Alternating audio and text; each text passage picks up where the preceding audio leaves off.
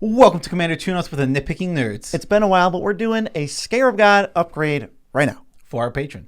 Right now.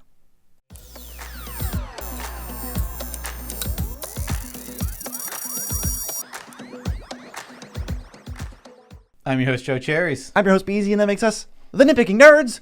Check us out if you like deck upgrades and Commander topics. If you want to learn more about us, you can go to the Discord, where we will literally talk to you for free. Yeah, we will talk to you for free. In fact, I am actually in the chat right now muted because I forgot to leave. Yes, so go talk to muted AFK Cherries in the chat, or so you can check out the Patreon if you want to support us with the dollars. But we're going to get into the video because we don't want to waste your time, because we value your time. What are we actually doing? Today, we're taking you, Joe Mersinger, a.k.a. Necromancer78, taking your deck, and we are tuning it up under your restrictions, which was nothing. You said there's no budget, and I believe you used the words "go crazy." He did not. I paraphrased a paragraph into "go crazy." Yeah, he pretty much said "go crazy." I'm sure if I look through all the messages I have with him, he said "go crazy" somewhere. At some point, like, you guys are so awesome, I'm going to go crazy. Yeah. So we got to first read the Scarab God, because that's a commander. 3 blue black for a 5/5 legendary creature God. At the beginning of your upkeep, each opponent loses X life and you scry X, where X is the number of zombies you control. 2 blue black, exile target creature card from a graveyard. Create a token that's a copy of it, except it's a 4/4 black zombie. When the Scarab God dies, return it to its owner's hand at the beginning of the next end step. Now, the first thing I want to note here is that Scarab God has a huge 6-pack, and he is actually just completely jacked. He's shredded. It's come to be expected. He's a scarab. Scarab's typically one of the more yoked insect species, I think. But this deck, Scarab God wants you to have creatures in anyone's graveyard, take them out, and then assemble an army of like 4/4 creatures that are going to give you like ETBs, death triggers. It's kind of like a mid-range deck. I think one of the best things about this is that this deck is so fair. It's so incredibly fair. Everything it does, it's little increments, little value. This isn't going to break the game. This isn't going to run away with games. But you activate them. You get a 4/4 of whatever creature. And not only is that, like, say you get an Eternal Witness. You get the awesome effect of the Eternal Witness. It's a 4/4 beater. It just keeps making 4/4 beaters, which is a relevant body. And their creature's gone. It exiles it from the graveyard. So it is graveyard hate, too. And you can respond to stuff and make really awkward turns for them. This deck is pretty much tuned as highly as it can be in terms of, we got Mana Crypt, we got like Ancient Tomb, we have a bunch of other expensive cards that I guess we'll get to in the next category. But the first thing I wanted to add to this deck is more creatures. I think there was like 12. Yes. So yeah, that's too low. That is extremely low. And for starters, we want a zombie sub-theme here. Yeah. He cares about zombies when they're on the field, so we might as well have more zombies we don't need to activate the ability to get zombies. We might as well have some. Yes, and they're going to help us actually convert into other more reliable wins later. So first, Crypt Breaker. It's a classic. It discards to make a zombie, which can put creatures in your graveyard, and then it can tap 3 zombies to draw cards. If you have 3 or 6 zombies out, you're just drawing 2-3 cards a turn. Yeah, this is a great card advantage engine. It's only 1 mana. Throw these zombies in here, and then your opponents are 1. If there's 1 zombie, that's 3 damage, because each opponent's taking 1. And on top of that, you get to just scry and be like, hey, this card stinks. Throw it in the trash can. Yeah, and Scarab God's hard to kill, so you're going to have the effect more often than not. It only costs 5 every time. It's like Liesa. It's just not going to be off the battlefield very often. Next, Big Daddy. This one's really, really good. Gravecrawler, 1 mana, 2/1. That's it, but you can cast it from your graveyard if you have a zombie. So if it gets milled there incidentally, or you have a way to sacrifice it for value, you just do it over and over and over for every black mana you want to spend. Yeah, exactly. This card generates a ton of easy value. You can put things like a skull clamp on it. You can just do so many different things. You kill it if there's any death trigger or any ETB trigger for it, you're just gonna get those and just run away with the game. Yes. Oh, the next one. This is super random, but like specifically awesome for Scarab God. It's Gleaming Overseer.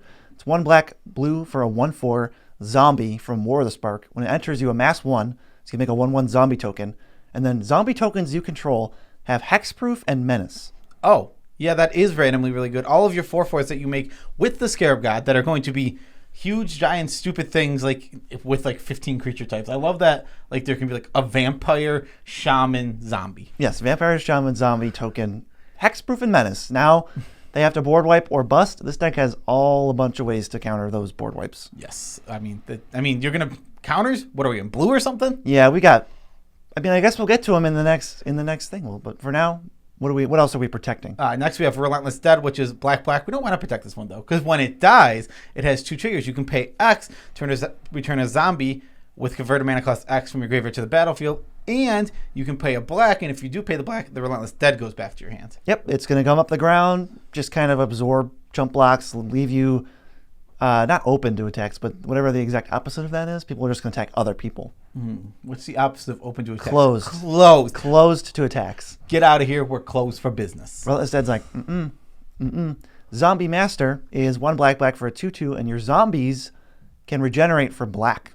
Yeah. I mean, again, giving our zombies these abilities, we don't need to pump their power. We don't need those kind of lords where it's just like +1/+1 or +2/+1 like the over whatever the other one's called. But rather, we care about protecting these zombies and keeping them on the battlefield because they are a high cost. Yeah. You do have to pay 4 mana for each one. So having easy ways to protect them like this is way more important. Yeah, this deck has a mild zombie theme. There's not 30 zombies. There's like 15 zombies. And then Scarab God can make more zombies. It's kind of like like Dragon Travel. Like, you would never play all dragons get +1/+1. It doesn't do anything. They're already so big and useful, and they have lines of text that are relevant. Just have 4 dragons out, and you're going to win. This is like, all right, make 4 of the best things in graveyards, and you're probably going to win. Yeah, exactly. And the next one is Noxious Ghoul. 3 black for a 3/3. Whenever Noxious Ghoul or another zombie enters the battlefield, all non-zombie creatures get -1/-1 until end of turn. Yeah, now Scarab God is just adding Shrivel to its effect every time you do it. Or if you're playing Gravecrawler over and over from the graveyard, one-sided board wipe. Yeah, I mean, you can actually wipe the board like that. Or if you just play 2 zombies, you're wiping out all 2/2s. A lot of decks, those token decks, anything with just small creatures, elf ball decks, you're going to wipe them out. You're going to wipe them off the face of the planet. Yeah, and then, my whole board's here. Take 16. And guess what? I'm going to do it again next turn. I hope you have a plan. Yeah, to quote the great Goofy, and I do it again, too. That's almost a direct quote from Goofy.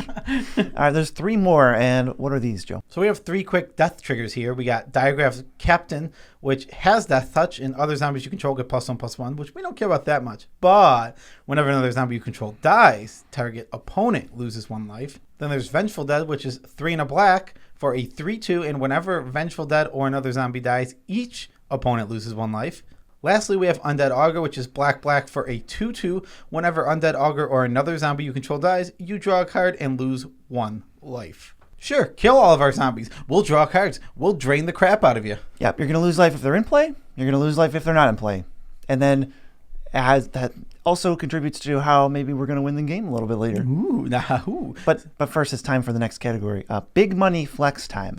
Time for all the stuff that's going to make this Scarab God deck play Scarab God a lot and not so much worry about board wipes. First, just a few budget staples. Mox Diamond, Mox Opal, Mana Crypt, Lion's Eye Diamond, Chrome Mox, Jeweled Lotus. They were already in the deck, so we're not going to cut those. Every single one of these cards.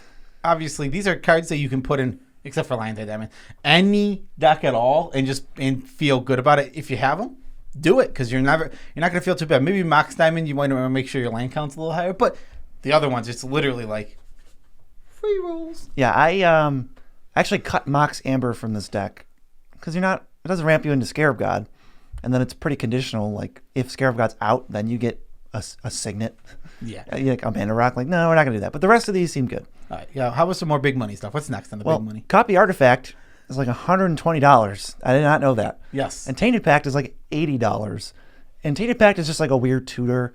Copy Artifact, it can copy all the cards I just mentioned. Yes. I love all these. I love the big money flex time is a great name for this category. Maybe we'll bring it back in the future. Yeah.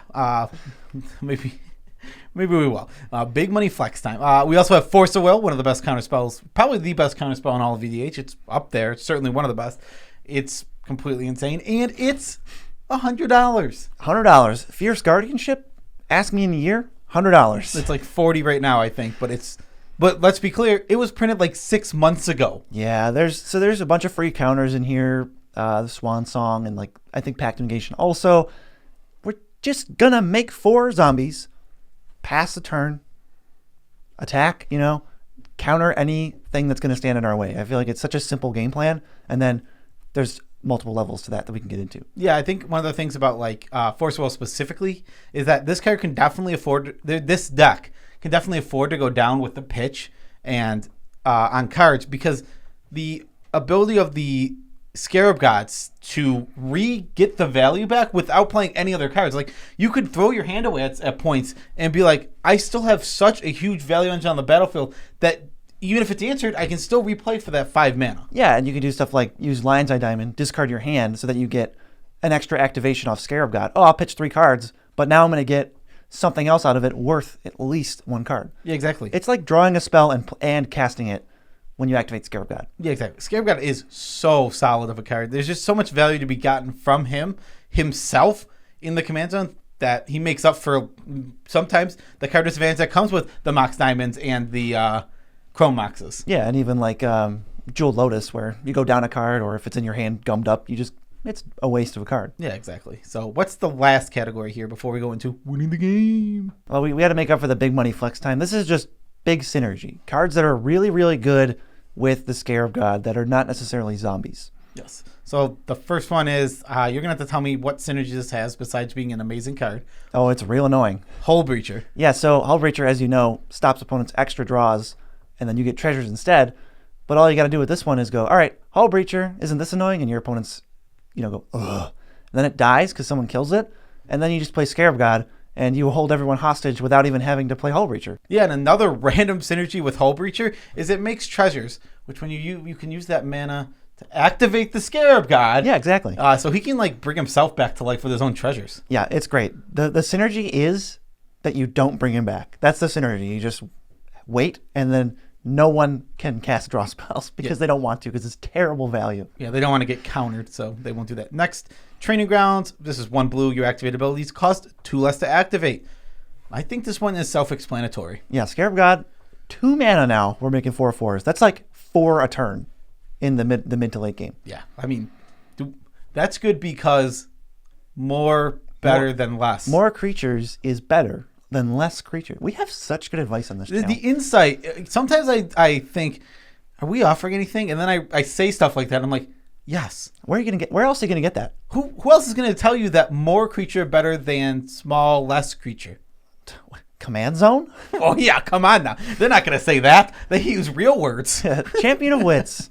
It's a 2/1. When enters, you draw equal to its power, and you discard 2. It can eternalize for 7, which will then let you draw 4, discard 2. But Scarab God just cheats that down to 4. Yeah, exactly. So you get the exact same ability, the exact same draw, everything. But you paid 4 for it because of your commander. Yeah, 4 mana, instant speed, draw 4, discard 2, make a 4/4. I'm in for that. What else? Aghanim's Awakening. This is the MDFC land. Completely insane, to say the least. X, black, and you can convert a mana cost of any number up to whatever X was. It's so eloquently worded. I think so. It's going to get back a bunch of stuff in the late game, or it's a land in the early game. Altar of Dementia is the last one.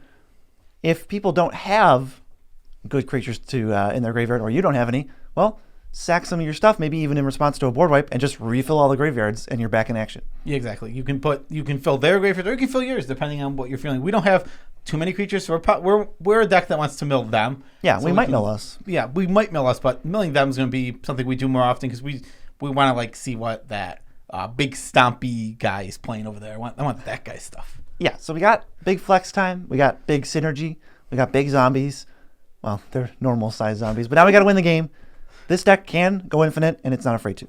Yes, I mean, obviously, you don't play Force of Will, Mox Diamond, Chrome Mox, Mana Crypt. You don't play all those cards in not go infinite. Let's be real here. Yeah, this is what it's all about. Well, how what's the first win con that we added to the deck? Well, it's Gravecrawler plus Phyrexian Altar plus a payoff. Boom. Yep. All you got to do is have a zombie in play, which means you can cast Gravecrawler from your graveyard.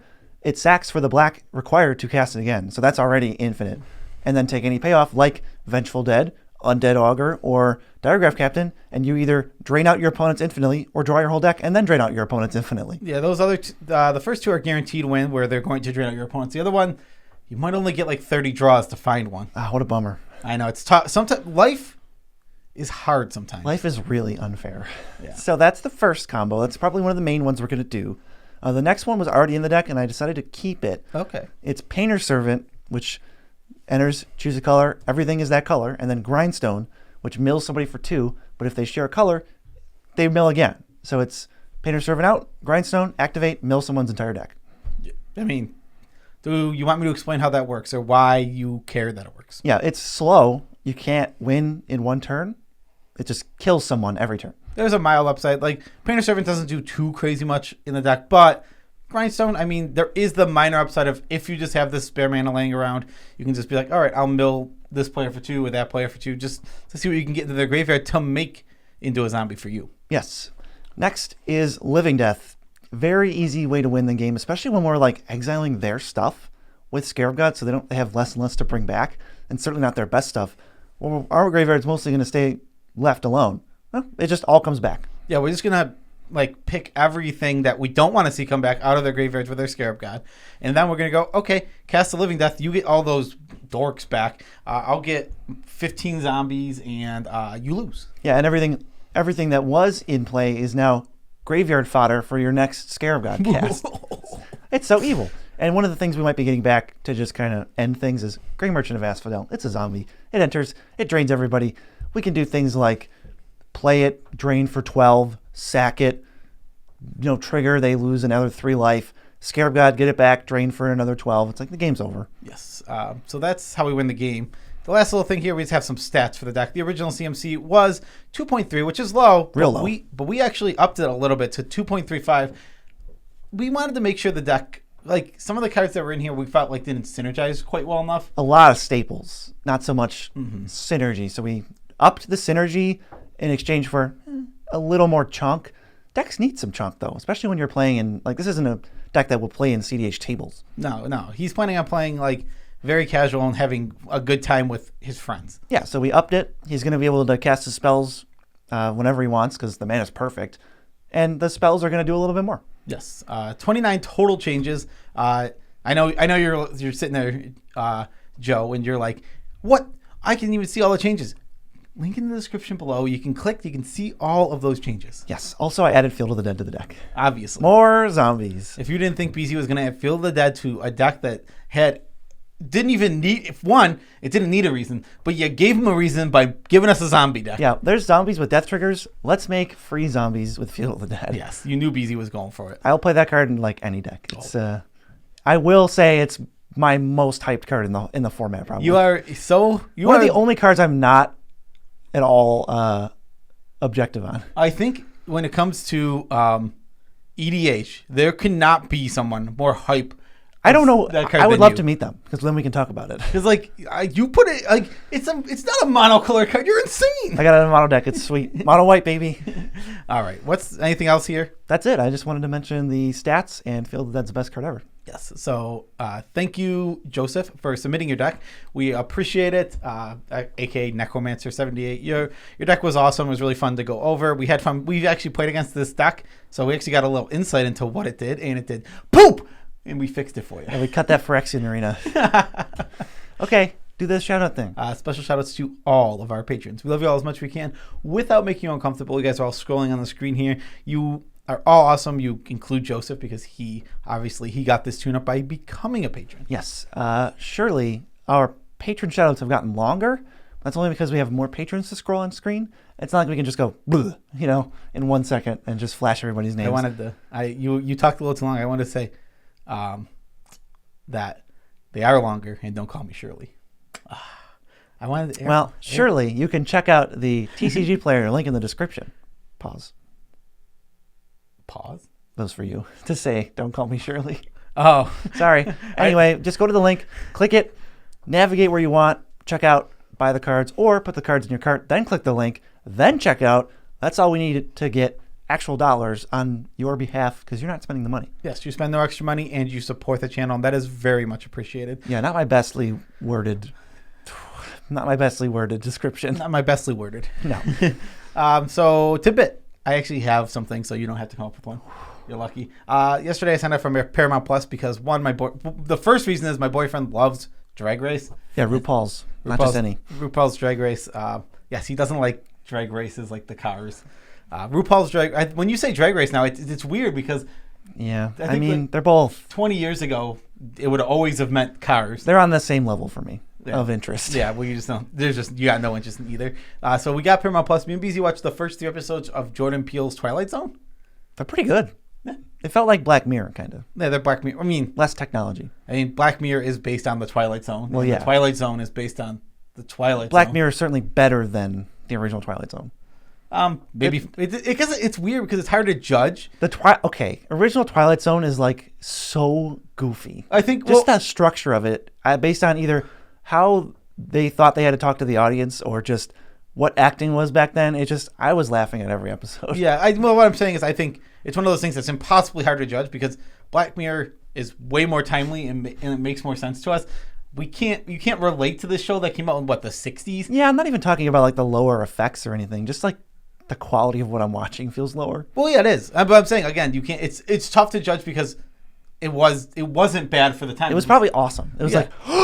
you're like losing sleep because of that Twilight Zone episode. Losing sleep because the Yeti's in the window. I'm on the wing and I fly away. Yeah, the new Twilight Zone had a bunch of call-outs to the old one. Yeah, they literally did it was named the same thing except for 10,000 Yeah, they added extra 10,000, which I wonder if that's just true. Do planes fly higher now? I don't know. Let us know in the comments. That's a great question. And last thing about Paramount Plus is I watched the new SpongeBob movie that came out, and I thought it was terrible. Did you know they're doing a SpongeBob spin-off series? Yes. With young SpongeBob. Yep. I was actually just going to. Sounds awful. That's all part. I was actually getting to that actually. So the movie was weird. There's a tumbleweed with Keanu Reeves' face in it. His name is Sage, and he is their guide, like spirit guide. That's dumb. It's really weird. Okay. And it's just like human. It's not like just Keanu Reeves. It's Keanu Reeves' head. It's just like pointless reference. It's like when David Hasselhoff was in the other one. There's like a whole scene. They are in a town and there's a song. Snoop Dogg sings it, obviously. And it's like the Muppets now. And then there was El Diablo was the bad guy, and it was Danny Trejo. Okay. That's real stupid. I don't like any of that. So to get to the really, really stupid part about this, this is very, very, very clear to me that half of the purpose of this movie was to advertise the TV show. Really? Yes. How did they do that? So this is the longest tidbit ever. It is a long tidbit. They did flashbacks to him meeting like everyone at camp. And they're retconning a lot of things, I bet. It did not. Well, to be fair, this movie was basically not part of the canon in the same way. They go to King Neptune, who's like a different character. Okay. Has a different voice actor. Of course. And he literally just isn't the same. Like, they don't know who he is or anything. Okay. Also, but I did like, it was, I don't know if this joke is from any other SpongeBob, but it's the lost city of Atlantic City. It's just. I don't think so. It's just Atlantic City. And it's like, SpongeBob gets caught. I did like there's a whole scene of SpongeBob and Patrick getting caught up in gambling and like stupid stuff like that. It's really weird. That's okay. Well, maybe we'll save the rest of it for later. Yeah. Because this is like a 10-minute tidbit. Yeah. Well, the last thing I want to say was I hated how they did showing the stuff for the show. The show. It was basically like in the middle of the show there was a commercial for another show. Yeah. And it didn't advance the plot and it was worthless. I mean that movie sounded a little worthless from your review. Yeah, I mean the original SpongeBob movie is really enjoyable. That's all right. It's an enjoyable movie it's at least a SpongeBob movie. It has fun and laughs, but this one just not good. All right, well that's it. Yeah, peace out, Tribe Scout.